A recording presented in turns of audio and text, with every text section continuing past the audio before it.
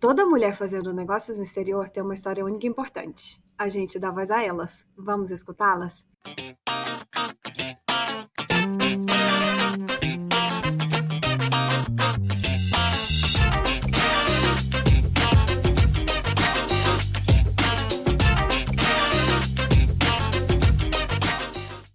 Bem-vindas, mulheres do business. Eu sou a Tatiana Metran, diretamente de Nova York, e hoje eu bato papo com a Isabel Pinha. A Isabel se formou em publicidade no Rio de Janeiro, cidade em que nasceu, e começou sua carreira lá na Vale do Rio Doce e na Electrolux. Anos depois, ela foi convidada a se juntar ao time da AB InBev, uma das maiores companhias de bebida do mundo. Só para vocês saberem, é o que a gente chama no Brasil, a gente conhece muito pela Ambev, mas a Ambev foi comprada e hoje ela faz parte de um grupo muito maior, a gente vai começar a chamar ela aqui de AB, tá? Mas a AB, ela é dona da Skol, da Brahma, da Budweiser, da Corona, da Stella Artois, entre tantas outras cervejas que a gente conhece e tantas outras bebidas. E por trabalhar numa empresa de DNA belgo-brasileira, de operação internacional, a Isabel já morou na Bélgica e agora ela está em Nova York, onde ela exerce o alto cargo de Global Head of Licensing. Ai, minha amiga, vou estar errando isso aí. Licenciamento, vulgo licenciamento. E merchandising, que eu não tenho a menor ideia do que seja, gente, mas que é muito importante, porque ela é brilhante, inteligente, e eu sei que ela não aceitaria nada menos do que alguma coisa que se equiparasse à sua sapiência.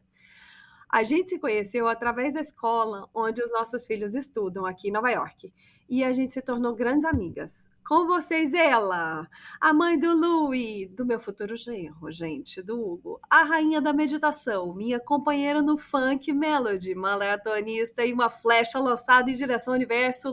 Bora ouvir a voz da Isabel Pinho!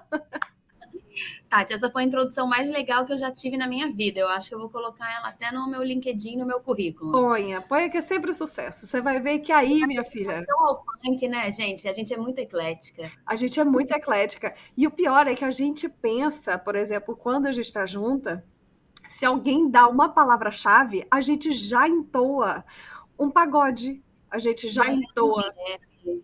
É isso. Pode ser qualquer misturinha a gente se vira nos 30. A gente improvisa. Bel, vamos falar do business? Me conta um pouco da sua trajetória, começando pelo que te levou a sair do Brasil, anos atrás, lá para a Bélgica. Boa, Tati. Eu sou carioca, eu nasci no Rio, mas eu nasci de uma família que mistura o Brasil de norte a sul. A minha mãe e a minha avó materna são cariocas como eu, mas o meu avô materno é de Joinville, Santa Catarina. Meu pai nasceu em Belém, no Pará, e a família dele toda é de Natal, no Rio Grande do Norte. Ou seja, O Brasil dominamos o Brasil. DNA bem brasileiro. E eu acho que talvez por eu ter nascido esse mix todo, eu tinha tido desde muito cedo essa curiosidade por desbravar e a disposição para explorar o mundo e para buscar o novo. E eu amo muito uma frase desde pequena, assim, que diz o seguinte, que a gente não vê o mundo como o mundo é, a gente vê o mundo como a gente é. E o que isso significa, né? Que a gente vê o mundo através das nossas lentes de percepção, que são formadas pelas nossas vivências, pelas nossas crenças, as nossas verdades familiares, as normas culturais e sociais. E tem um escritor que eu gosto muito, vou caprichar aqui no sotaque, tá? O nome dele é Robert Anton Wilson. E ele tem um conceito, gente, dá uma enrolada. Ele tem um conceito muito legal que ele chama de reality tunnels, ou seja, túneis de realidade, né? Onde ele fala justamente sobre esse condicionamento que a gente tem, né, social, formata as nossas percepções de realidade. Então, na minha cabeça, cada país era um túnel. E quando você vive num túnel só, você só tem um modelo para se expressar, né? Você tem um modelo para se comunicar e para você existir no mundo. Ao passo que quando você entra em contato com culturas diferentes, você vive em países diferentes, você começa a acumular e juntar, você tem uma coleções de túneizinhos ali, de realidades diferentes, onde você tem milhares de possíveis formas de se expressar. Então, essa experiência te deixa muito mais livre para ser autêntica e para ser a combinação de coisas que você realmente é. Então, acho que, para mim, esse push, né, para morar fora foi muito por isso, por essa busca de uma autenticidade e modelos novos para autoexpressão. Acho que foi isso que me puxou ali atrás quando eu ainda era adolescente. Ou seja, a gente está com 5 minutos de conversa e essa mulher já deu um TED Talks. Vocês estão entendendo o que vem para frente, né? Que É tudo livro, é eu tudo já livro. estou querendo aqui, eu já anotei milhares de coisas aqui por motivos de. Já me explodiu a minha cabeça. Eu tô aqui me perguntando, ok, você saiu para explorar e eu te sinto muito. É uma energia muito positiva e muito. Você vibra muito alto, assim, Bel. E eu te pergunto, como é que foram esses anos, esses primeiros anos, quando você chegou? Porque você saiu com essa, gente, vou desbravar, sabe? São novos túneis, são novas perspectivas, vou, sabe, explorar todo o meu potencial fora. E aí, como é que foi esse início? Cara, talvez seja até um pouco meio contraintuitivo, mas eu acho que os primeiros anos, quando eu fui para a Bélgica, foram bem mais fáceis do que os últimos, quando eu aterrisei aqui em Nova York. E por quê, né? Eu acho que primeiro eu tinha 22 anos, com essa sede de explorar, com essa sede de fazer do mundo meu parquinho, e eu fiz, né? Então visitei a Europa toda de Ryanair, cara, ganhava nada, mas eu me virava nos 30. Eu visitei a Europa toda de Ryanair, fiz couchsurfing até dizer chega, e eu aproveitei muito, Tati. E as minhas únicas responsabilidades naquela época eram comigo e com o meu trabalho. Então eu pude realizar muito das minhas vontades e dos meus desejos por conta dessa flexibilidade, né? Você já E foi, desculpa, só te cortar. Você já foi para lá, para a Bélgica, você já foi empregada pela B. eu fui para Ah, Electrolux. você E foi para aí lá. foi Ok. quando teve o merger entre a Ambev e a Interbrew. É uma parte grande do time de gestão do Brasil foi para a Bélgica. Eu conheci a galera, amei a cultura. E aí, na Bélgica, quando eu estava na Electrolux, eu decidi fazer a ponte e mudar para a Ambev. Mas quando eu cheguei na Bélgica, eu cheguei empregada pela Electrolux. Electrolux. E eu acho que não foi tão difícil assim esse comecinho, porque eu fui para lá para ficar 6 meses só. Então eu fui muito nesse mindset de explorar esse tempo limitado que eu tinha. E um negócio que me ajudava muito na época é que eu tinha flexibilidade de renovar meu contrato anualmente. Então eu não sentia aquilo como uma sentença, sabe? Não era um peso de um compromisso de longo prazo. Era uma opção que eu podia exercer ou não. E o outro motivo que eu acho que me ajudou muito quando eu cheguei na Bélgica é que eu fui pela IESEC, que é uma ONG que tem sede em diversas universidades do mundo inteiro. No Rio, a minha sede era na UFRJ, onde eu estudava. Ok. E como que a IESEC funciona? Ela faz a ponte entre empresas globais, grandes e pequenas, mas empresas grandes, né? Tinha a Electrolux, que eu fui contratada pela Electrolux, mas também tinha a AB, Embev, Coca-Cola, PwC, DHL. E o que eles querem? Formar um pool de talento jovem internacional. E, inclusive, várias dessas empresas faziam um programa de trainee através da ESEC. E a ESEC, para mim, foi um paraquedas gigante, porque imagina, né? Eu acho que é um privilégio que a maioria das pessoas que vão morar fora não tem. Eles me pegaram no aeroporto, me ajudaram a achar uma pessoa para eu dividir quarto, me conectaram com outros trainees brasileiros que já estavam na Bélgica. Ou seja, eles me ofereceram uma comunidade e uma rede de apoio fantástica já na largada. E eu acho que isso é fundamental e faz uma diferença gigante. Ao passo que quando eu cheguei em Nova York aqui, eu me senti muito mais sozinha, apesar de eu estar muito mais escolada e já ter morado fora, porque eu vim expatriada pelo trabalho, num cargo muito mais sênior, com um filho de 4 anos e um bebê recém-nascido, logo depois da licença. Então, com uma carga de responsabilidade muito maior, e eu tive muito menos tempo de me organizar para cultivar essa rede de apoio que, de novo, eu acho que é o que faz a diferença fora do negócio, né? Para você tá bem aonde você tá. Isso muda tudo. Para mim é game changer essa comunidade. Com certeza. A Ezek, a gente falou um pouco sobre ela para as mulheres do business que estão nos escutando, porque a Diana Costa, no episódio da segunda temporada, acho que é o segundo episódio da segunda temporada, ela fala sobre isso, porque ela foi contratada para abrir a ESEC no Paraguai. Então, é legal porque são caminhos que são tão diferentes. A Diana tá lá na Austrália agora, tá vivendo a vida dela, sabe, super bem lá na Austrália, e o seu caminho, de uma certa forma, aqui não vai estar se encontrando com o dela, com outra mulher do business. Eu acho isso fantástico, gente. É fantástico.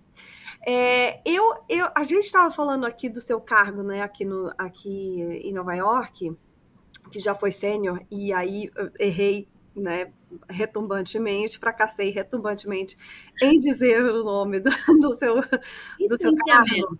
Mas me conta o que é isso, minha senhora. Me conta o que você faz, minha deusa. Vamos lá. Então, hoje eu lidero a área global de licenciamento e de merchandising da AB InBev. E essa minha área tem operação em 8 países. Vou tentar lembrar todos aqui para não passar vergonha. Brasil, Argentina, Colômbia, México, Estados Unidos, Inglaterra, Coreia do Sul e China. Foram 8, né? E tudo muito similar, não é mesmo? São países bastante parecidos, cultura igual, né? Igual, língua, cultura, modelo de gestão, tudo bem parecido. Mas, enfim, acho que essa parte legal também de trabalhar numa estrutura global, né? E qual que é, Tati, o princípio do licenciamento e do merchandising? O ponto de partida para você licenciar um produto é que você tem que ter uma marca, né, que é valiosa para as pessoas, além do produto em si, do líquido, né? Então, por exemplo, a AB tem uma das marcas de bebidas mais valiosas do mundo, como você falou, Budweiser, Corona, Stella Artois, Michelob Ultra. E uma marca valiosa, por definição, é uma marca que significa mais para as pessoas do que só o produto. No meu caso, do que só a cerveja. Então, vamos pegar a Corona como exemplo, né? Tá. O que é o produto? Cara, uma cerveja lager, dourada, leve, refrescante, com 4,5 graus de teor alcoólico, tá?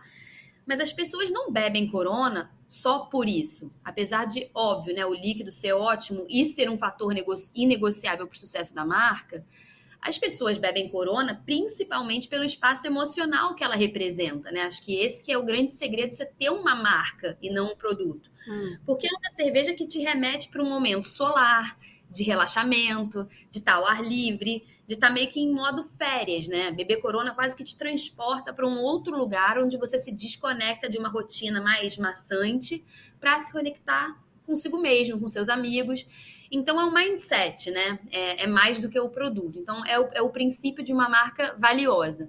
Então, como é que a gente transforma, né, esse X-Factor intangível da marca valiosa em um negócio de licenciamento? E vou tentar fazer um resumão aqui. Acho que o primeiro passo é você identificar o propósito da marca, né? Por que ele existe? E ter essa clareza do que ela entrega para o seu público-alvo, de relevante e de diferenciado, tanto na esfera do produto quanto na esfera do intangível, né? Depois, um negócio que ajuda a gente muito nessa estratégia é você identificar os passion points, né? Quais são as paixões, os pontos de interesse comuns que conectam a sua marca com o seu público. E geralmente, através desses passion points, por exemplo, para Corona, viagem é férias, viagem, né? Okay. Essa interseção é o que vai informar suas plataformas de ativação de marca. E por último, mais especificamente para o licenciamento, você encontra parceiros que tenham capabilities de negócio que eu não tenho. Então, se eu quero fazer um negócio de viagem de Corona, uma agência de viagem, ou loja de roupa em aeroporto, que a gente tem agora, por exemplo, no México, em Cancún, em Los Cabos, em Cozumel, eu sou uma empresa de cerveja, então eu preciso de um parceiro que saiba operar esse tipo de negócio. E aí é que vai o princípio do licenciamento, né? Então, esse parceiro, ele tem que ter as capacidades operacionais que eu, como empresa de cerveja, não tenho, como gestão do processo de compra de tecido, gestão de estoque, design de roupa e acesso a canais de distribuição para aquele tipo de produto, né? E eu, em contrapartida, ofereço para esse parceiro uma marca, que é um asset que ele não tem e que tem uma significância muito alta para o consumidor-alvo dele. Então, esse é um pouquinho o princípio do licenciamento e como a gente constrói o passo a passo para construir um negócio de licenciamento. Que, de repente, para o seu público aqui, se algumas das empreendedoras já têm uma marca, que esse intangível, né, que esses passion points estejam bem concretos, pode ser uma fonte nova de negócio, né? De faturamento e uma maneira de expandir a marca, né? E o business além do produto core, né? Mas peraí, por exemplo, como é que eu vou identificar quais são. Vou falar aqui pro podcast, tá? Vamos fazer aqui uma consulta? Vamos fazer uma consulta gratuita? Aqui pro podcast, como é que eu vou definir quais são os passion points? Esses pontos, como é que a gente vai chamar ele em português? Seria os pontos de De desejo, de afinidade, talvez. afinidade, E Cara, aí, Tati, como é que vocês definem isso? Bom, eu sei, vocês estão uma empresa grande, vocês enviam gente para o mundo inteiro, tem uns dados maravilhosos que vocês coletam, cruzam e faz a mágica acontecer. Mas, por exemplo, para mim que sou pequena, como é que é uma coisa que eu posso identificar? Intuitivo?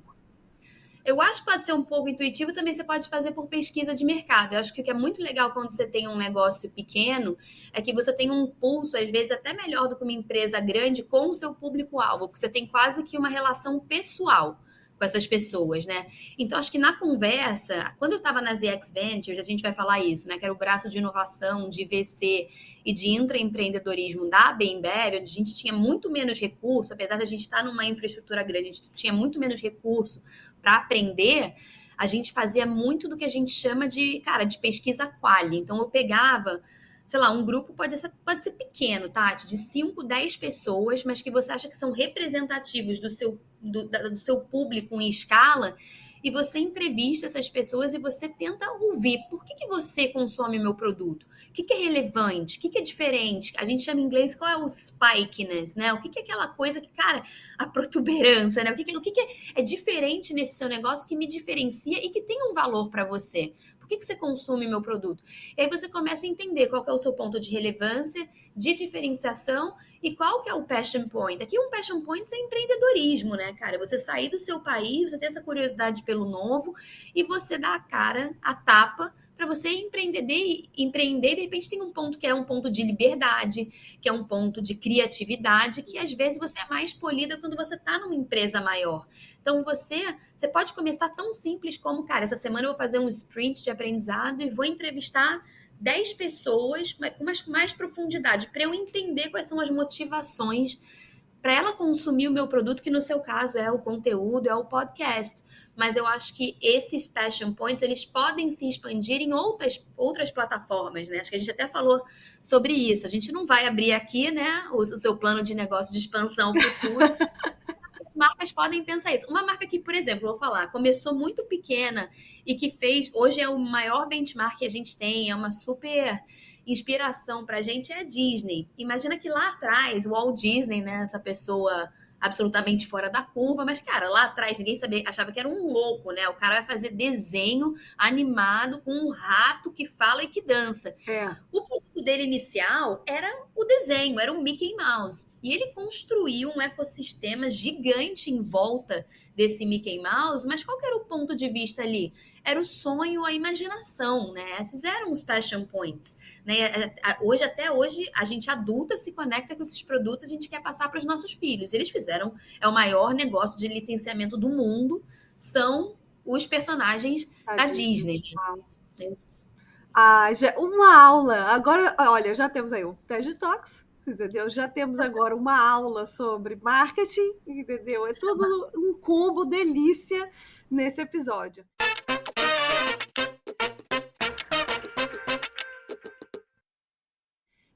Bel, vamos falar sobre justamente essa parte que você entrou aí e que já deixou um gostinho, que é a sua passagem pela ZX. Só para explicar para as pessoas, dentro da sua trajetória profissional dentro da AB, gente, de novo, tá? A AB é a Bembev, que a gente chama carinhosamente no Brasil. É a Ambev no Brasil.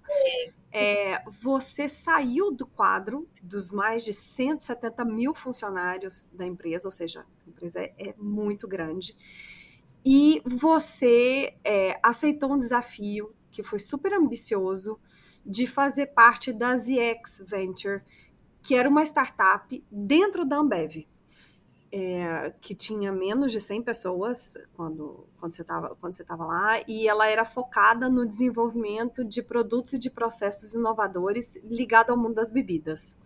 Então, assim, você saiu da máquina enorme, gigante, e falou assim, cara, a gente precisa rodar com mais velocidade, então a gente vai criar uma bolhazinha aqui nossa de 100 pessoas e a gente vai explodir esse negócio para ver como que a gente pode inovar no campo de bebida.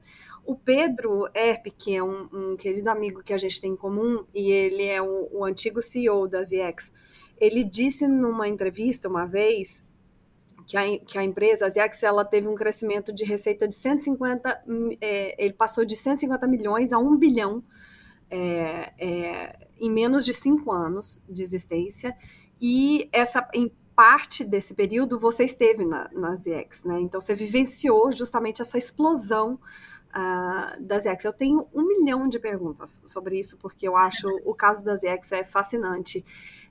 E eu começo, o que te atraiu nessa aventura de sair da empresa robusta, onde o desafio era tornar uma empresa que já era grande, maior ainda, para participar de um processo que é muito diferente, porque você está saindo do zero, ou seja, é criar uma coisa do novo e partir e tornar ele grande, né?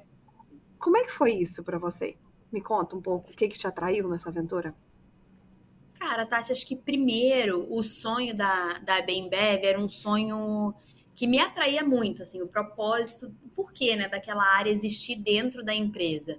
Eu acho que a provocação da ZX, a gente tentar entender o que seria o futuro, né, de bebida, desse negócio de bebida, e a gente montar um processo de disrupção interno, para a gente não ser disruptado externamente. Então, a gente era como se fosse os rebeldes com causa dentro da Ambev. Então, imagina se eu fosse um Hilton, a nossa missão ali era entender se tinha um espaço para um Airbnb que, cara, podia acabar com o nosso negócio na frente e a gente tomar a dianteira para esse processo vir de dentro, né? A mesma coisa se eu fosse uma empresa de táxi, como é que eu posso pensar numa solução que de repente resolve um problema para o consumidor melhor do que a minha, que seria o Uber, né? Então, que no mundo de bebida a gente tentou pensar o que poderiam ser essas coisas. Então tinha um movimento de cerveja artesanal que estava ganhando mais tração, que a gente começou a investir, e outro grande braço da ZX Ventures foi a parte de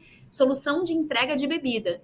E um dos grandes sucessos que a gente teve com isso foi o Zé Delivery, por exemplo, no Brasil, que é uma solução muito melhor hoje do que você ter que ir até o supermercado. E o Covid provou isso, né? Mudou muito o nosso processo de compra e a gente já estava adiantado com essa visão que o mundo para frente seria um mundo mais de entrega de bebida em casa até. Então a gente tem o Empório da Cerveja, a gente tem o Zé Delivery, que são soluções melhores do que você ir até o supermercado, ficar carregando engradado de cerveja, né? Que é pesado, e esse processo de você repor a cerveja em casa, ele é um processo que tem muita fricção.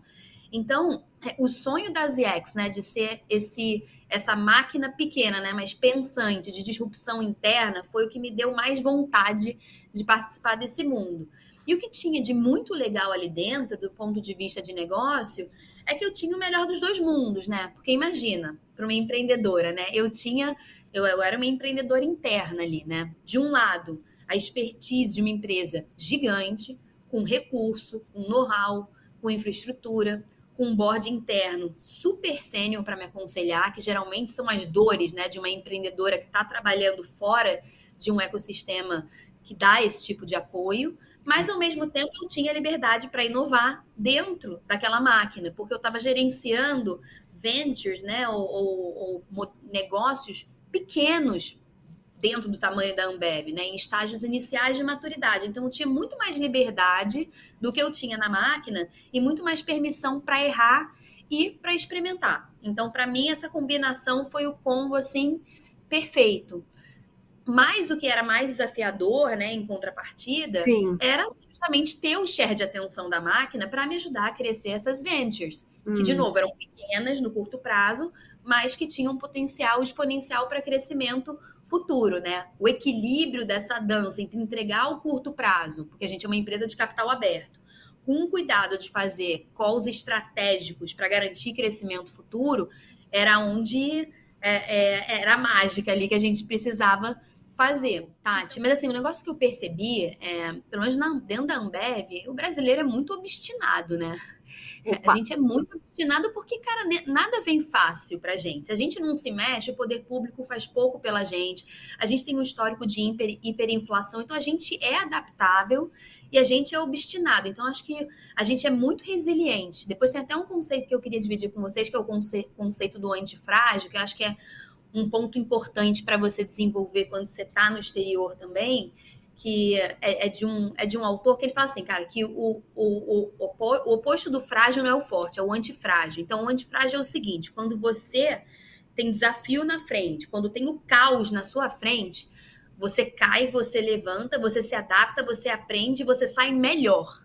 Então, você sai um profissional melhor. E o Brasil, por ser um país que te oferece pouca estabilidade, né, econômico-financeira, instituições muito frágeis, cara, eu acho que quem empreende bem, acho que a Ambev é um grande exemplo de sucesso disso, né? Os fundadores da Ambev carregam muito disso, foi um dos principais motivos pelos quais eu quis entrar na empresa, né? O Lehman, o Sicupira e o Marcel tem muito disso.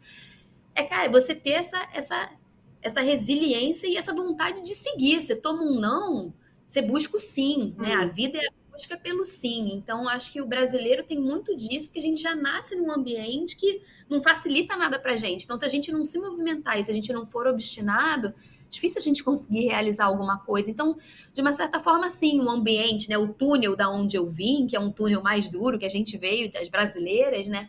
Ele te prepara para situações mais difíceis. Então, eu recebia um não e eu falava, cara, como eu busco sim? Óbvio que tem alguma hora que você tem que parar também, você tem que ter bom senso, mas eu não levava para casa o primeiro não que eu seguia, eu seguia.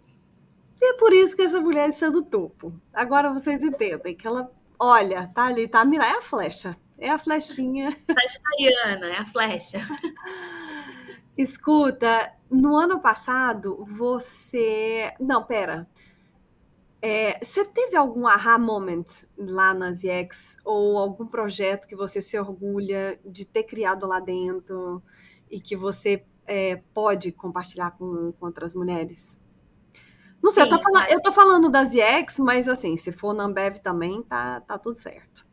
Sim, tiveram vários projetos, né? Acho que por isso também eu estou na empresa há 10 anos, porque a empresa me ofereceu várias plataformas para eu me desenvolver e eu também agarrei a oportunidade, né? Mas um projeto que eu me orgulho muito foi o projeto de expansão da Cervejaria Colorado no Brasil, né? A gente fez a aquisição da Colorado e eu fui responsável pelo processo de expansão dentro da ZX, né? Com o meu gestor na época, que era o Dani Vax, que hoje é o VP de marketing da Ambev no Brasil, que é um cara que eu adoro, e Hugaden na China. A gente também fez todo o processo, o mapa de expansão de Hugaden na China, e Hugaden é a nossa cerveja belga de trigo, que é uma delícia, vende no Brasil também, vende em vários países do mundo.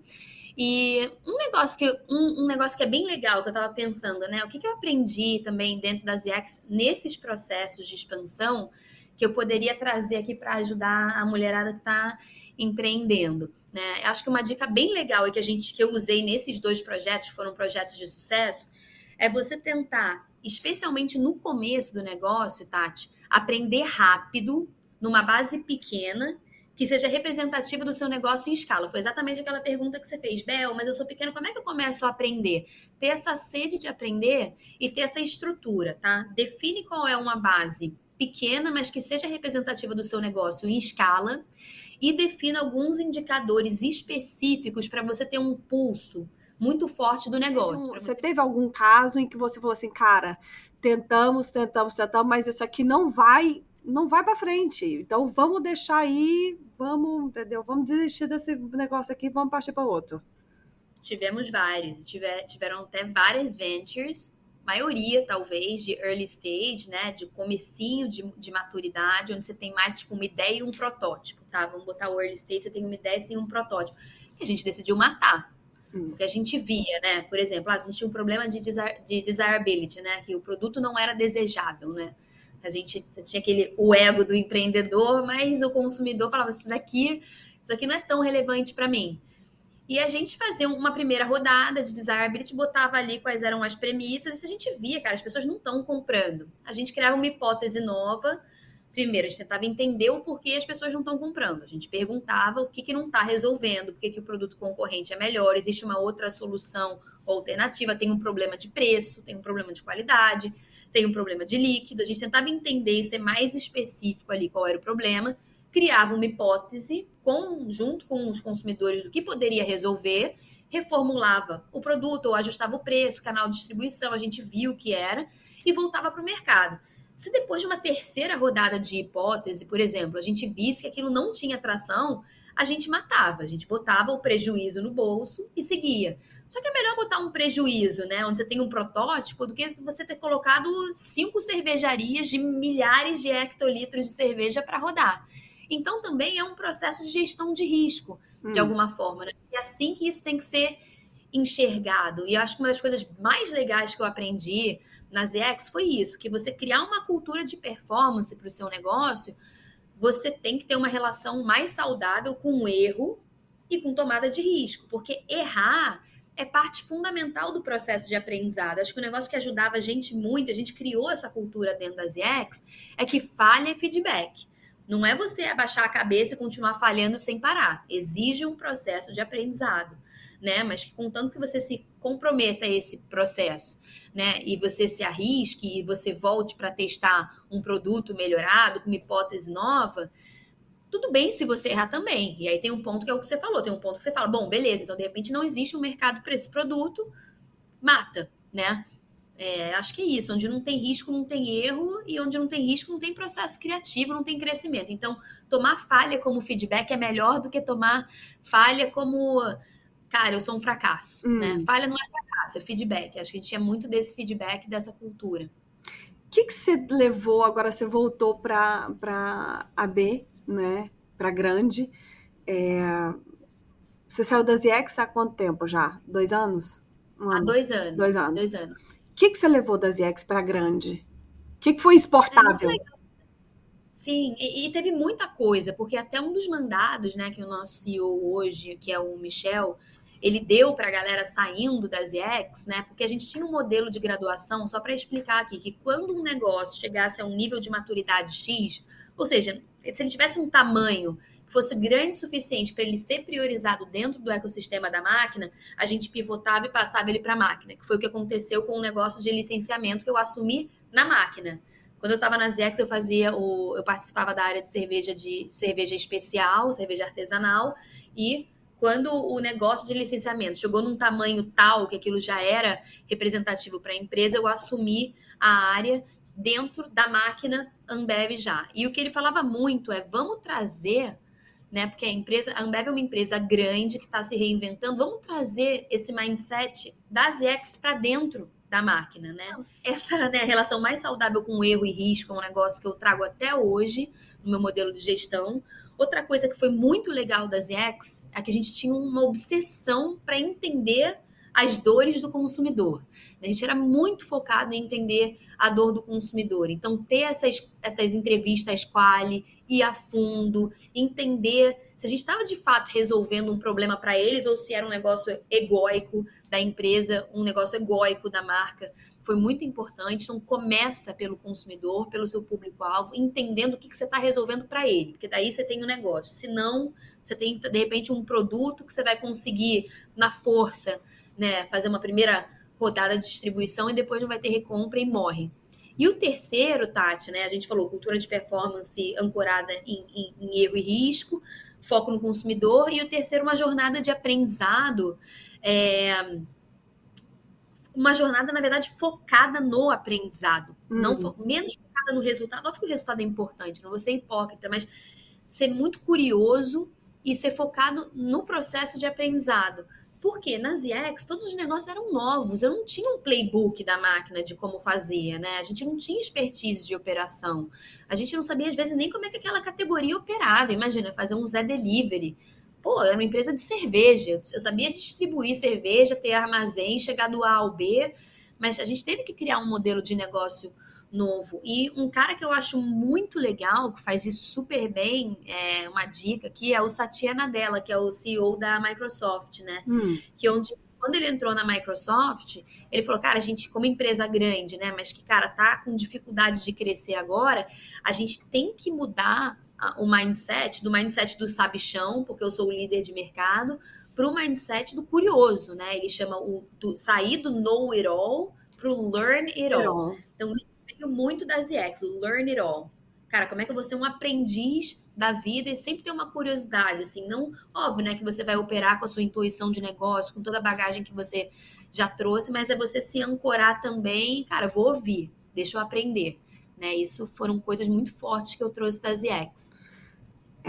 Sair dessa mentalidade mesmo, do eu sei tudo, que é o learning, I know, como é que é? Ai, vamos de novo. Know it all, né, Know o it all, sabe. que eu sei tudo para eu quero aprender tudo, né?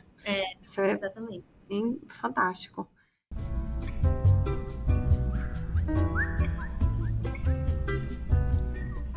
Ei, mulher do business, esse papo tá muito bom, né? Mas calma que tem mais. A gente ainda vai falar sobre descobertas relacionadas ao business, carreira no exterior e no final ainda tem aquele bate-papo com a nossa convidada. Se puder, compartilha essa belezura de podcast nos seus grupos e redes sociais, assim mais mulheres vão se enriquecer com o conteúdo único que a gente cria aqui. E não se esqueça de marcar a gente nas suas redes sociais. Eu prometo te amigos no episódio seguinte. Para encontrar a gente é só digitar @mulheres do business. A gente está no LinkedIn e no Instagram. Agora, bebe uma aguinha e let's bora continuar essa conversa inspiradora. Vamos entrar num outro ponto aqui, que é a questão da você mulher. Você mulher num cargo de liderança tão importante dentro da empresa. Como é que é isso para você, Bel? Porque também a gente não está falando de qualquer empresa. A gente está falando de uma empresa que ela tem um componente que é muito masculino. A empresa de bebidas, eu fiz um levantamento, porque eu sou dessas, sou a curiosa de serviço, eu fiz um levantamento, eu falei assim, cara, deixa eu ver como é que são os comitês executivos das 5 maiores empresas de cerveja no mundo. Aí eu fui lá xeretar, fui lá ver a carinha de todo mundo. E assim, embora a gente esteja, sinto que a gente tem evoluído muito nessa coisa da diversidade, eu vou compartilhar aqui os resultados, até anotei aqui, porque eu acho isso muito maravilhoso, tá? Vamos lá. Dou nomes ou não dou nome? Dou nome porque é tudo público, tá? São todos dados públicos. A gente tem a Ambev, 18 membros do comitê executivo, são todos brancos, tá? E deles só 2 mulheres. Uma que é a head de sustentabilidade e uma que é a general counsel, que trabalha com a parte do legal. Depois, a segunda, que é a Heineken, que é holandesa. São 11 membros no comitê executivo, todos são pessoas brancas também, com 2 mulheres. Uma está no Corporate Affairs, então, de novo, ela está na parte legal. Mentira, são 3 mulheres. Corporate Affairs, não, são 2, porque uma que é Corporate Affairs e Transformation, então é um posto, e a outra que está no nosso querido RH, que é tradicionalmente ocupado por mulheres. Depois a terceira, que é a China Resources Snow Brewers, que para mim é uma empresa super opaca. Você que trabalha com o mercado chinês, você pode me dizer se ela é verdadeiramente uma empresa de cerveja, mas o comitê executivo deles é maravilhoso, só tem 2 membros. Ou é o CEO e o CFO, que é o Chief Financial. E são 2 homens. Em quarto, você tem a Carlsberg, que são 9 membros. E aí, gente, delícia, só homens brancos. Entendeu? São 9 membros, só homens e todos brancos. E aí você vem a quinta, que é a Molson Coors, que é uma empresa canadense e americana, que são 12 membros, e você tem 2 people of color, que são 2 pessoas de cor, 3 mulheres, uma no legal, uma no marketing e uma no financeiro. Eu achei isso maravilhoso, que a do financeiro, inclusive, é a ela vem da África do Sul. Ou seja, né, Isabel, a gente ainda tem aí um caminhozinho, né?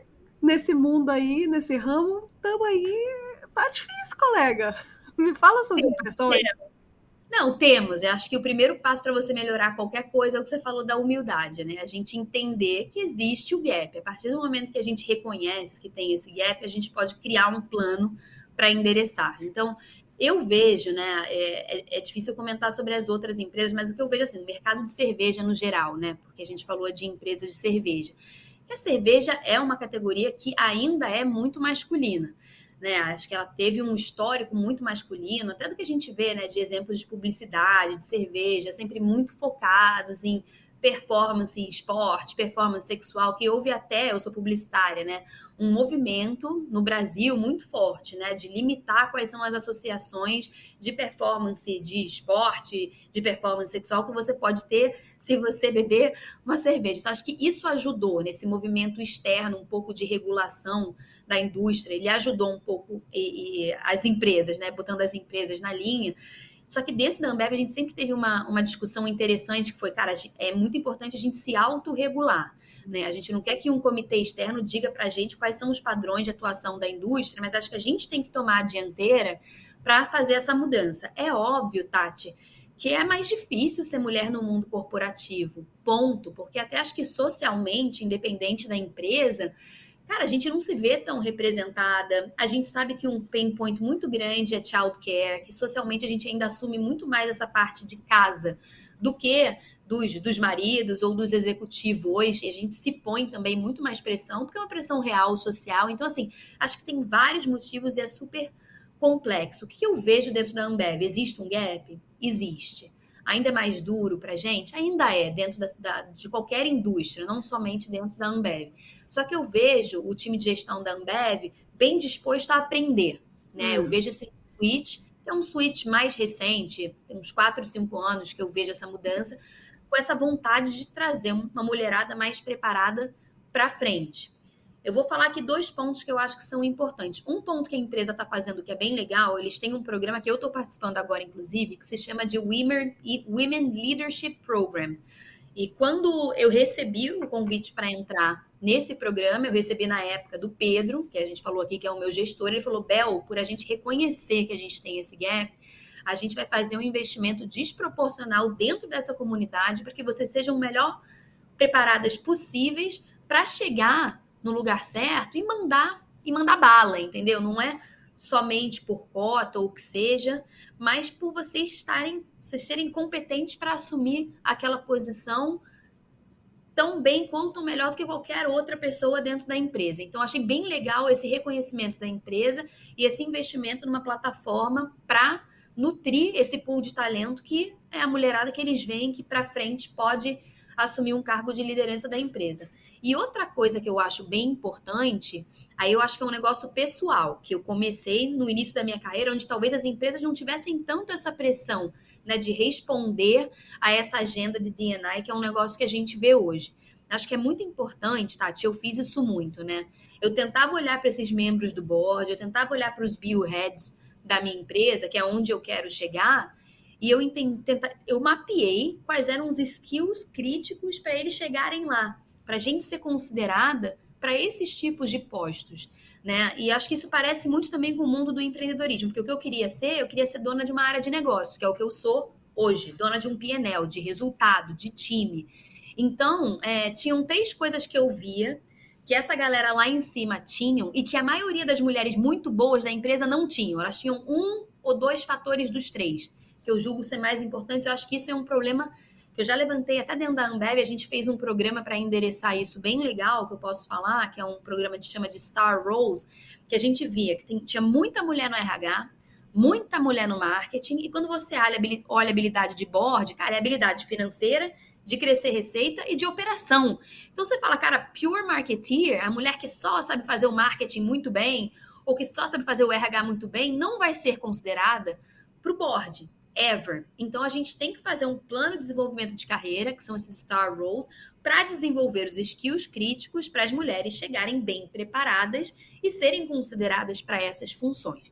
Tá? Então, acho que na minha cabeça, e eu montei minha carreira toda lá de trás, pensando nessas 3 coisas, e ainda assim monto os meus passos que são skills também importantes para uma empreendedora, né? Com a diferença que talvez uma empreendedora tenha que, e eu também internamente, montar um time que complemente os skills que eu talvez não tenham, né? Acho que isso é bem importante, que a gente fala hire your gaps, né? Contrate os seus pontos cegos, né? Para que você tenha um time completo. Mas primeiro ponto, saber fazer crescer receita. Como é que eu aumento esse bolo, né? Como é que eu faço crescer esse bolo, o fermento do bolo? Então, eu precisava aperfeiçoar habilidades comerciais, né? Preço, pack, produto, distribuição, margem, precisava entender essa parte. Segundo, como é que eu gerencio um negócio para ele ser sustentável? Habilidades financeiras, de gestão de P&L, né? Profit and Loss. E terceiro, como que eu entendo tensões culturais e a necessidade do consumidor. E essa terceira habilidade era a habilidade mais de marketing e inovação. E óbvio, gente, né? Você tem que saber gerenciar gente. Mas você ficaria surpreso também que tem muita gente em imposto corporativo que chega bem alto com essa perna meio manca, né? Mas os que eu via que eram não negociáveis, cara, os membros do board, eles eram muito bons nesses 3 pontos. Sabiam fazer crescer receita, sabiam gerenciar um P&L e tinham habilidade de marketing, entendiam como é que construíam uma marca e como inovavam. Então, você ter essa clareza, né? E você construir um caminho para as mulheres desenvolverem esses skills para chegar em postos de liderança, eu acho que é muito importante. Eu acho que muita empresa ainda não entendeu isso, né? Isso, eu aprendi isso também por experiência e foi validado com uma pesquisa que a McKinsey fez, que ela fala isso, os pools de talento feminino estão muito concentrados em áreas que não necessariamente vão te dar o gabarito para você chegar num posto de board ou de head de B1. Eu tô arrepiada. A gente não pensa, é simples. Eu tento usar isso muito com o meu time, tá? Porque acho que é um negócio simples, mas que pode transformar, sabe? A gente tá fazendo esse processo de Star Roles dentro da empresa que é super legal. Eu tô arrepiada porque essa sua fala, ela conecta milhares de pontos para mim. Mas um dos pontos que já de início me conectou aqui é uma coisa que eu já tinha, inclusive, estudado sobre isso, que é o seguinte: mulheres são promovidas por razões diferentes dos homens. Os homens, historicamente, eles são promovidos pelo potencial do que ele pode render para a empresa, e as mulheres são promovidas pelo resultado que ela já deu. Sim. Tem um modelo que é incrível, que é de capacidade e confiança.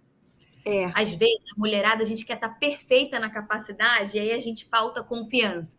E os homens, tem um TED Talk disso, né, da Sheryl Sandberg, que era CEO do Facebook. Isso, geralmente, os homens têm muito mais confiança. Então, às vezes, eles ganham no vender o sonho, no gogó e no potencial. E a gente fica querendo fazer aquele playbook perfeito, né? Então, esse equilíbrio da gente trazer também um pouco dessa confiança para a nossa fala e acreditar na nossa capacidade é muito importante, né? Não, mas olha só, o que você está me dizendo aí é que sim, já que a gente está focada, ok, então vamos assumir, tá, querida? Vamos aí assumir que a gente vai, para a gente subir na carreira, a gente se sente mais confortável quando a gente mostra o nosso resultado e os nossos chefes também, porque é isso que eles vão olhar.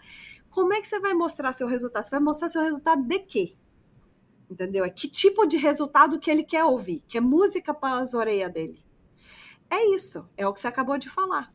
É você mostrar, sabe, que você... Fala aí de novo, Isabel. Fala aí que eu já anotei, mas eu também tô aqui emocionada. Fala aí de novo. É você mostrar esses 3 pontos. Sim, de crescer faturamento, de saber crescer um negócio de forma saudável, Sustentável. financeira e entender o consumidor, né? São os 3. Se você mostrar que você tem os 3 e você construir a sua carreira, né? Então, minha carreira sempre foi assim: marketing, vendas, financeiro. Marketing, vendas, financeiro. Marketing, vendas, financeiro. Quando eu passava muito tempo no marketing, eu falava, oba, tem que sair daqui. Tem que passar para vendas. Tem que aprender um negócio novo, né? Então, eu sempre, por eu querer ser uma diretora de negócio dentro da empresa, que é o que eu sou hoje. Se você quer ser a CMO da empresa, aí você vai gastar um tempo maior na parte de marketing, né? Para você ser muito diferenciada e ser a melhor pessoa naquela área. Mas pensando aqui no seu público, né? Que é um público de empreendedoras que by default, né, vão precisar demonstrar esses 3 skills para crescer o negócio delas ou montar parcerias, né, onde esses 3 skills existam, eu acho que é bem importante você ser intencional e estratégico e mapear. Pô, eu estou preparada ou não? Vou trazer, né, uma parceira, uma sócia que possa me complementar, um sócio, né? Ou na rodada de investimento eu vou ter que contratar alguém que possa fechar esse meu buraco aqui de habilidade, né? E um outro ponto que para mim me tocou muito nessa sua fala foi que esse programa que você está liderando dentro da Ambev, ele é muito forte em sororidade. Para mim, ele é a sua maneira que você encontrou de dar a mão para outra, de falar assim, não, eu estou subindo, vou te contar como é que eu subi e eu quero que você suba junta, sabe? Ah, Isabel, estou muito emocionada. É muito legal, assim, eu não lidero o programa, eu sou parte do programa. O programa é uma iniciativa da empresa, mas eu senti que são mulheres tão sênior como eu, ou mais sênior, que é onde geralmente a gente se sente mais só, né? Porque tem uma mulherada muito grande em middle management, né? Mas o que a gente chama de top management tem menos. E às vezes você se sente assim, sozinha, porque representatividade é importante, né? Você mostrar que tem uma cara ali com a qual você se identifica, você fala, pô, se ela chegou, eu chego também.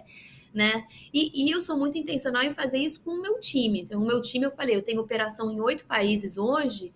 Dos 8 países, 5 heads minhas de licenciamento são mulheres, né? E aí, às vezes, eu tenho até que tomar cuidado para eu ver se eu não estou puxando a corda muito pro outro lado, entendeu? Porque você quer ser coerente com o que você está pregando, mas aí é mais o que eu vejo é a capacidade mesmo. Tem uma mulherada que é muito bem capacitada, só que às vezes elas não têm essas plataformas de aprendizado para elas desenvolverem os 3 skills críticos para elas chegarem onde elas quiserem chegarem. De repente, esse mix de skill dentro de uma empresa, principalmente, vai ser um pouquinho diferente se de repente a pessoa tem uma visão mais técnica do que ela quer fazer, né?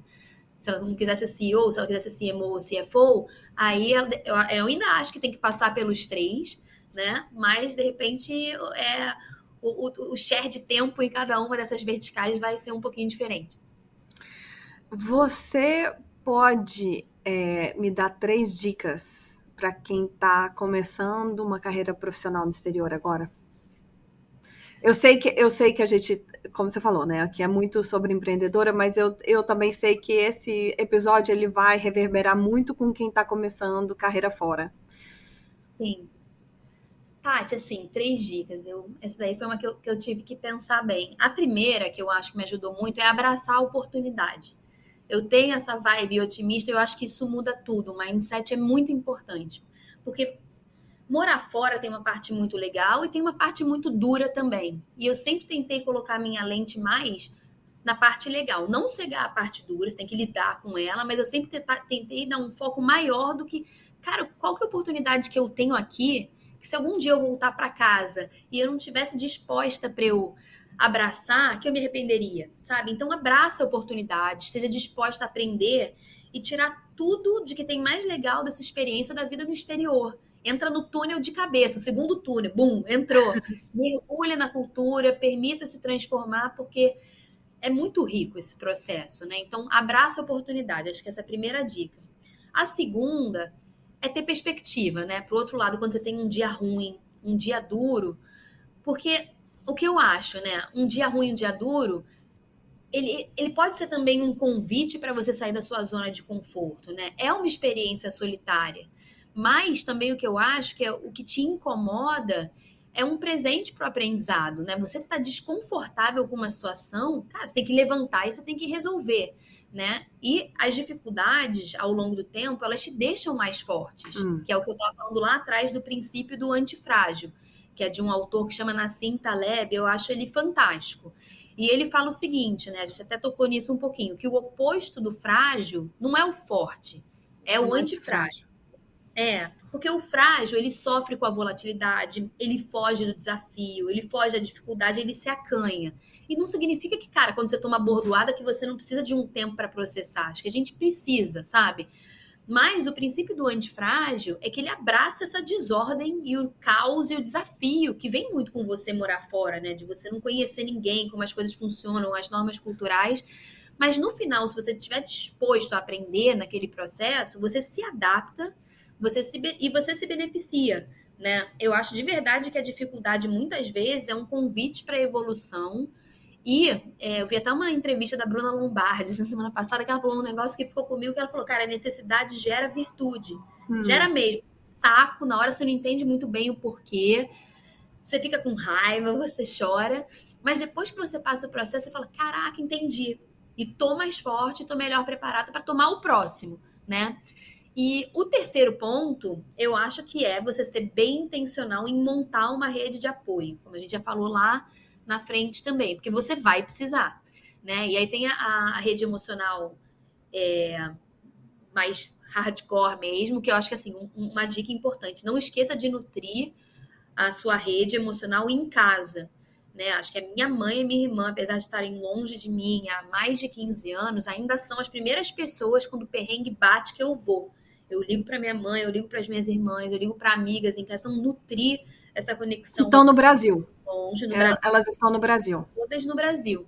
E criar uma rede nova no exterior, né? Mas assim, com mais intenção do que com pressa. Porque o negócio que eu errei na Bélgica, por exemplo, quando eu cheguei lá, eu já tinha a rede da ESEC, que era legal, mas você numa sede, né, de tapar buraco, você acaba também saindo com gente, só porque é brasileiro, ou só porque não sei o quê, e acaba sendo algumas relações assim muito superficiais, sabe? Por conveniência e relação tapa-buraco, e acho que o tiro sai pela culatra. Acho que tem um pouco de calma, intenção, mas cuidado também para escolher quem são essas pessoas que você quer ter perto de você, como eu escolhi você, que eu tenho poucas grandes amigas, mas são amigas que foram construídas por afinidade e não por conveniência, né? E depois a rede prática, Tati, que acho que o prático também precisa. Você ter um bom contador, você ter um bom advogado, uma boa terapeuta. No meu caso, que é muito importante, porque eu trabalho full time e o pai dos meninos também, uma babá, ela fez uma maior diferença para quem... Eu sei que é difícil, né? Babá no exterior é muito caro, mas para mim fez a maior diferença. Então, você ter essa rede prática e a rede emocional, acho que ajudam demais, assim. Salve, Tânia! Salve, Tânia. Isso aqui, tá aqui, tá ouvindo.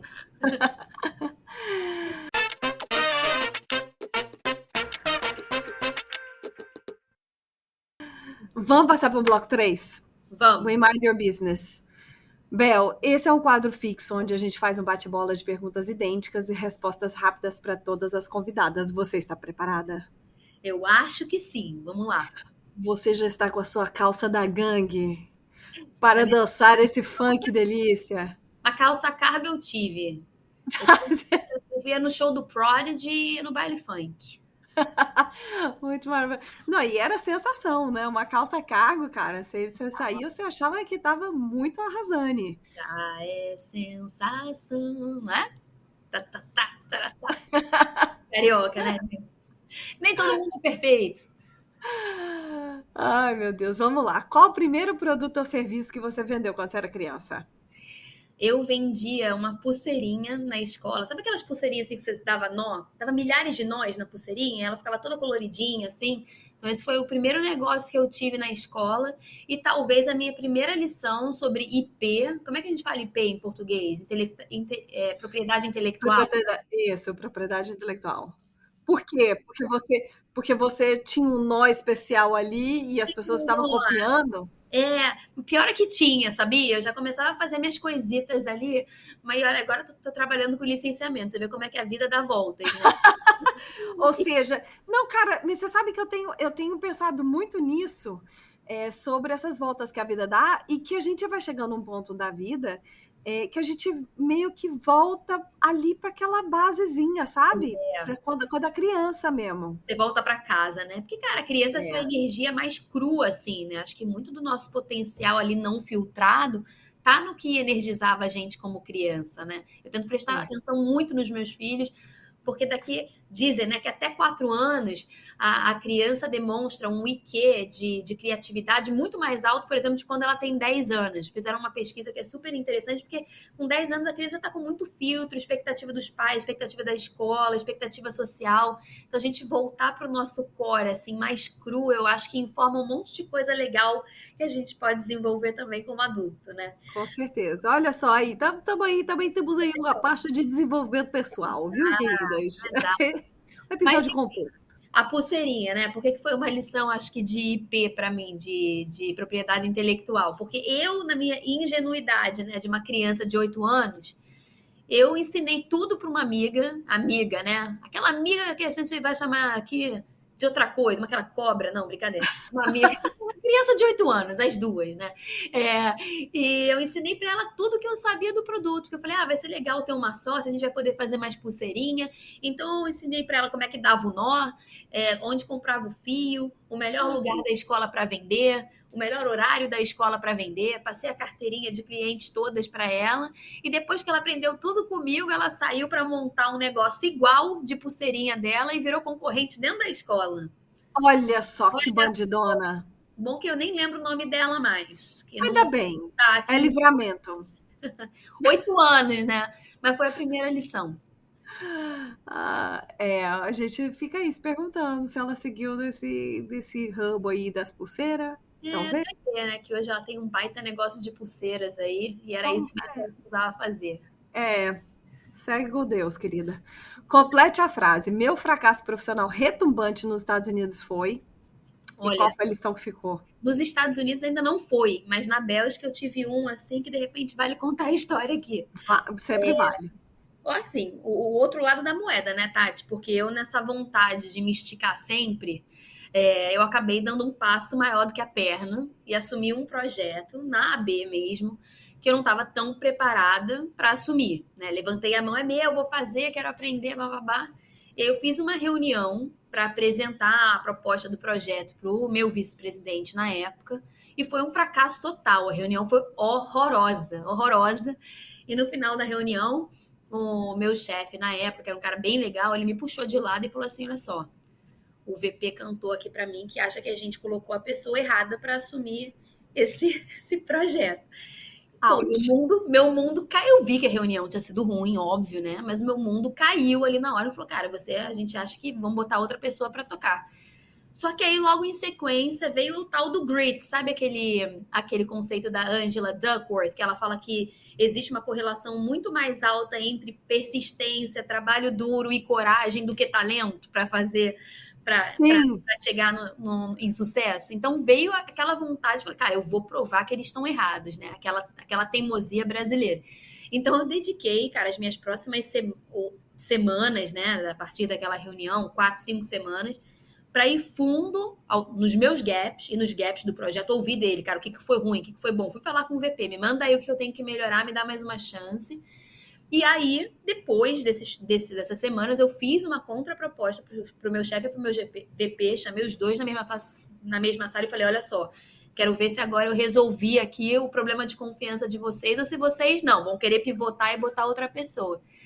E passados muito suor, lágrimas e rock and roll, esse projeto, né, rock and roll, eu ouvi a música lá, o Prodigy, com a minha calça cargo. Calça cargo. Cara, esse projeto virou um best practice global e me rendeu uma promoção.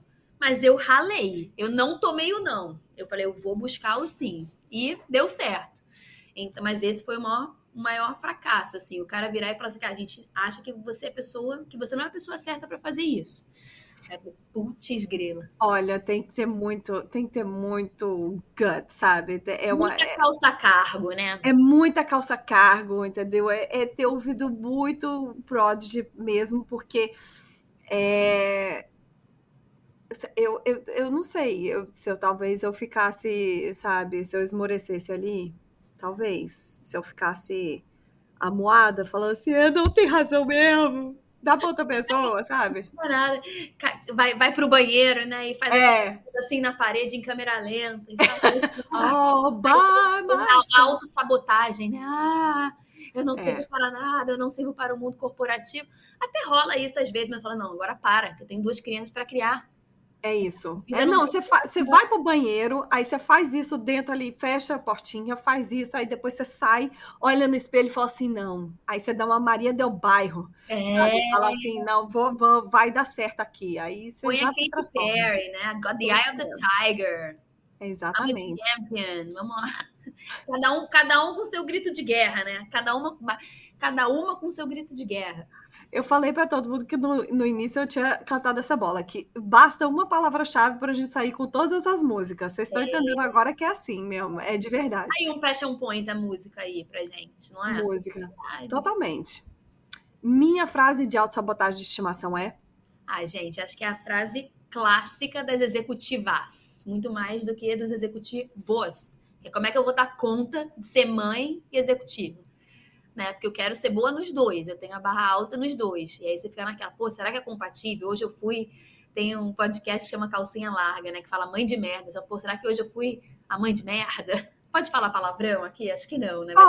Pode. Não corta não. É ruim, mas acho que a frase de autossabotagem de estimação é essa. Será que eu vou dar conta dos dois? Mas dá conta sim. Eu me lembro, né? Eu me apoio numa frase do Jung, que é a minha terapeuta junguiana, que ele fala o seguinte, eu acredito, né? Que não há maior fardo para uma criança do que a vida não vivida dos pais. Essa responsa é minha. Eu tenho que viver minhas paixões, eu tenho que viver os meus sonhos. E é um modelo muito legal que vai dar permissão para que eles vivam os deles também. Né? Então, quando eu entro nesse looping, eu me lembro muito dessa frase e eu assumo, cara. O negócio, trabalhar é algo que me energiza, que me desenvolve, onde eu aprendo, que eu curto. Então, bora ser feliz. Vamos assumir e vamos para frente e dá certo. Não é perfeito, mas dá para fazer os dois. É isso aí. Uma empreendedora que te inspire que você convidaria para um business lunch? É a Luísa Helena Trajano. Acho ela maravilhosa. Que legal. E o dinheiro não é problema. Para onde você levaria ela aqui em Nova York? Olha, se ela quiser se sentir bem brasileira, eu levava ela para o Miss Favela para comer uma coxinha e beber uma Brahma. Se ela quisesse ver um negócio mais daqui, eu gosto muito do Checones, no Brooklyn, ou do Fulton, no Seaport. E o que tem de comum nos dois, né? Tem uma vista super bonita, é o ar livre, é movimentado, tem gente indo e vindo, e a comida é gostosa. Então, acho que eu levaria ela ou no Miss Favela ou nesses dois. Qual o borogodó do seu business, do seu business mesmo, da sua carreira? Do meu business, do business onde eu tô, que é cerveja, eu acho que é cerveja mesmo. Você pensa assim, cara, que a cerveja foi a primeira rede social da humanidade, né? E às vezes é até sinônimo de autocuidado. Acho que isso que é muito legal da categoria de cerveja. Quando você tá, cara, uma amiga tá mal, né? Um jeito de você cuidar também, você fala, cara, vamos tomar uma cerveja? Não fala isso, né? É muito isso. Ou também, a vontade de sair, tomar só uma cervejinha. Uma cerveja, vamos fazer a nossa sessãozinha de terapia ali no bar, né? Entre amigas. E também quando alguém tá muito bem e tem algo para comemorar, você fala, opa, bora tomar uma cerveja, né? Então acho que a cerveja, ela tem esse negócio de conectar as pessoas, é a mesa, o olho no olho, ela é democrática, ela relaxa, ela é informal. E acho que essa informalidade, né, você baixar um pouco essa barra, assim, social mesmo, de performance e tal, ela cria uma conexão real entre as pessoas, né? Então, acho que o mundo ia ser um lugar muito mais chato se não tivesse cerveja. Acho que esse é o borogodó do business onde eu tô. Não, peraí, que agora não tá aqui no script, não, mas eu acabei de pensar aqui numa coisa. Você tem cervejas diferentes para ocasiões diferentes? Por exemplo, você estava falando aí, vamos fazer uma terapia no bar com as amigas. Qual cerveja você vai? A Brahma. Se for uma festa de aniversário de amigos, por exemplo, de noite. Aniversário de amigo, aí eu levo uma Stella, eu acho. Promoção no trabalho. Promoção do trabalho. Cara, eu amo Vals, que é uma cervejaria, uma das cervejarias que eu trabalhava na ZX, que é de Minas Gerais. Eles têm uma cerveja que se chama 42 e ela é maravilhosa. Muito boa. Carnaval. Carnaval, acho que Skol. Deixa eu pensar aqui uma outra coisa. Quando eu vou correr, que você falou quando de você vai correr, porque depois você corre. Eu tomo a Michelob, que ela é menos calórica, então você tem a indulgência ali de beber uma cervejinha depois de você correr, mas ela é menos calórica, né? Então a consciência fica mais limpinha. Ou seja, uma cerveja para cada ocasião. Maravilhoso isso. Para todos os problemas. Quem são as pessoas que fazem parte da sua rede de apoio? A gente já falou um pouquinho sobre isso. Tânia é uma delas, que é a sua babá. Quem mais? Com certeza, Tânia, que é a babá dos meninos e que sem ela minha vida não toca aqui, não funciona. Mas a minha família também, como eu falei, eu sou super próxima da minha mãe e das minhas irmãs, tenho maior sorte, a gente se fala, sabe, o WhatsApp mesmo, bom dia, boa tarde, boa noite, a gente faz isso, eu faço questão de nutrir isso, porque eu adoro elas estiveram comigo em todos os momentos, nos bons, nos ruins, então, com certeza, minha família. Amigos, né? Você é uma delas, tá? Sem a menor sombra de dúvidas. Acho que o mundo, assim, juntou a gente aqui, deu uma liga, e eu sei que eu posso contar com você, isso faz toda a diferença aqui, você também comigo, os nossos filhos são amigos, acho que isso ajuda demais. E a minha terapeuta, Bruna Nejaim, também, bastante importante nesse processo todo. Se você pudesse viajar no tempo, que recado você daria para Isabel, que estava embarcando para a Bélgica? Caramba, eu tinha acabado, acho que eu tinha acabado de fazer 21 anos, ou 22, mas é muito pirralha, né? Acho que eu falaria para ela, olha só, você vai dar uns tropeços, vai dar, mas você vai levantar mais forte e mais disposta. E trabalhe duro, né? Aqueles princípios que a gente falou, cara, trabalha duro, no que é importante, se dedique mesmo, seja intencional com as pessoas que você ama e não esqueça de se divertir e de cuidar de si nessa jornada, né? Que às vezes a gente esquece, cara. A gente que tem essas grandes ideias, essas grandes ambições, a gente vai num pilotão automático e a gente esquece de pausar, de cuidar de si, de entender o que a gente precisa. Eu acho que essa parte ainda talvez seja o meu maior aprendizado. Agora eu vou te fazer uma pergunta que ela não vai aparecer a resposta aqui. Ela vai aparecer na próxima newsletter que a gente lançar. Tá bem. Qual foi a sua melhor aquisição profissional nos Estados Unidos de menos de $10 e qual que foi outra de mais de $100? Que foram boas aquisições.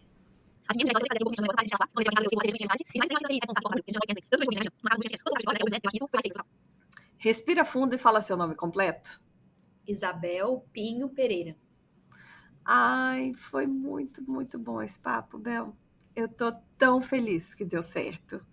Eu adorei. Muito obrigada pela sua disponibilidade de tempo, pela sua disponibilidade em compartilhar tanto conhecimento, tanta coisa incrível que você falou aqui hoje. Olha, foi incrível, foi incrível. Onde as pessoas podem te encontrar? Rede social, site? Tati, eu sou ruim dessas coisas. Acho que o mais fácil é o LinkedIn, que é Isabel Pinho, tudo junto. No LinkedIn eu tenho o Instagram, mas ele é fechado. Por enquanto eu deixo ele fechadinho ainda, mas o LinkedIn acho que é o jeito mais fácil das pessoas me encontrarem. Que é o Isabel Pinho, elas conseguem Isabel Pinho, tudo junto, Ótimo. Obrigada. Obrigada a você. Eu lembro de você no comecinho dessa jornada, que você falou, cara, eu tenho uma vontade de fazer isso, é um negócio que me energiza.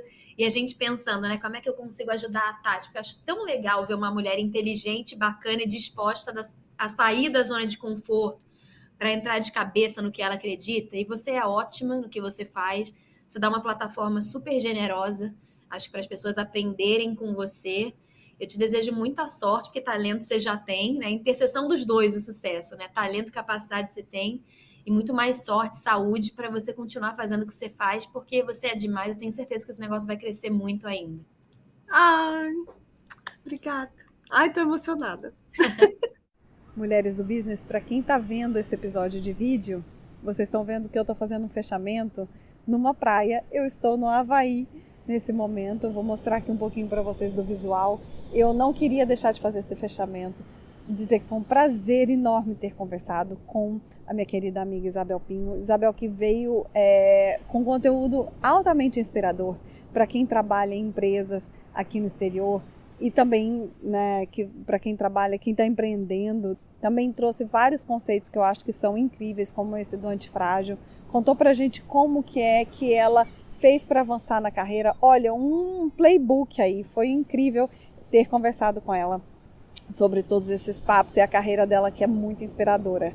Eu espero que vocês também tenham gostado e quem for compartilhar, não esqueça de marcar a gente nas redes sociais, @Mulheres do Business, porque vocês já sabem, quem compartilha ganha chamegos. Inclusive, já vamos passar para os chamegos desse episódio. Eu começo aqui com Camila Almeida, que mora em Londres e que tem um Instagram que eu gosto muito, que eu recomendo para vocês seguirem, que é o Brasileiras do Mundo. Temos também a Ju Ferreira, que está na Austrália, e que é designer, a Larissa Rinaldi, que é escritora aqui em Nova York, a Juliana Fontes, que está em Michigan, e que tem uma empresa que se chama Brafoods e que, enfim, é um mercadinho online. Tem também Karina Almeida, que é jornalista e que está na Carolina do Norte.